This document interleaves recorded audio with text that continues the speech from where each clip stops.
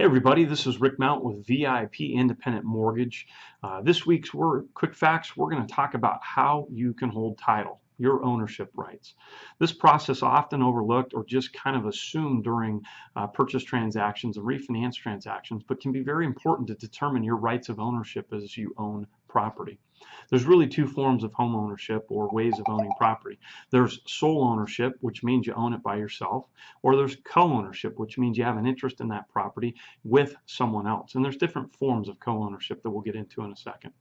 With sole ownership, you own it simply as yourself. It could be an individual that's never been married holding it as their sole and separate property. It could be a married couple where one individual is owning the property as their sole and separate property.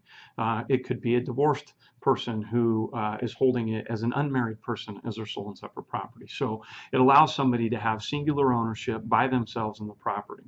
There's no real tax advantages to sole ownership, and there could be some disadvantages, such as your property, if you pass away, will go through probate and could be subject to costly court delays.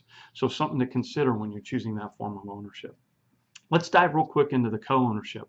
There's a couple different forms of co-ownership. Tenants in common is one form. Joint tenancy with the right of survivorship is another form. Community property, and then a living trust. So if we look at tenants in common would be something where people want to come together and share ownership in a home. The difference with tenants in common with some of the other forms of co-ownership is that tenants in common does not have to have equal ownership. It can be divisible.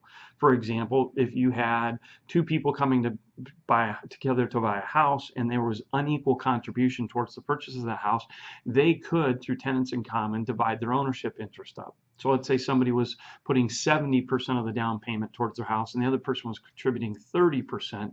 They could, through tenants in common, demonstrate 70% ownership and 30% ownership in those through the tenants in common. The difference with tenants in common is there's no right of survivorship.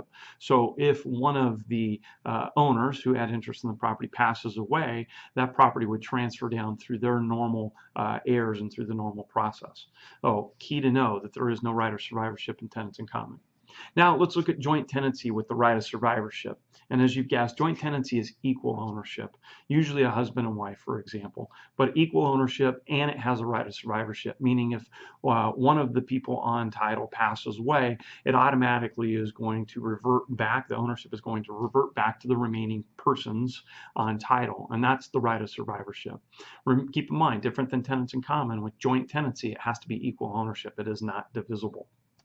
So another one is community property. That's common in California and other states that follow community property laws, usually for a married couple. And this is equal ownership, again, not divisible, and unless designated, is usually for married people. Now, the last one is probably becoming more and more popular with people because it allows a little more control up front, and that's a living trust. A living trust would work for someone that had sole ownership but wanted to hold the property in a trust and predetermine how that property would be disposed of should they pass, and that would avoid probate and costly court delays. Also, many married people choose to have a living will or a family trust that they hold the property in, so they also can predetermine how the property is disposed of through their heirs. So we always recommend when looking at a living will and trust that you consult with an estate attorney or estate planning attorney. We have many great ones that we work with on a regular basis, so we'd be happy to refer you to them if you need it. Just thought we'd stop and talk to you about your rights of ownership. So at our firm, we try and practice helping people understand what their options are so that they make a healthy decision. So this was a brief overview. If you'd like to talk in more detail about how to hold title and what that means to you, we'd be happy to help. Check us out at VIPmortgageCA.com. Like us on Facebook. Share this with your friends. Reach out to us if we can help in any way. We look forward to helping you. Make it a great week.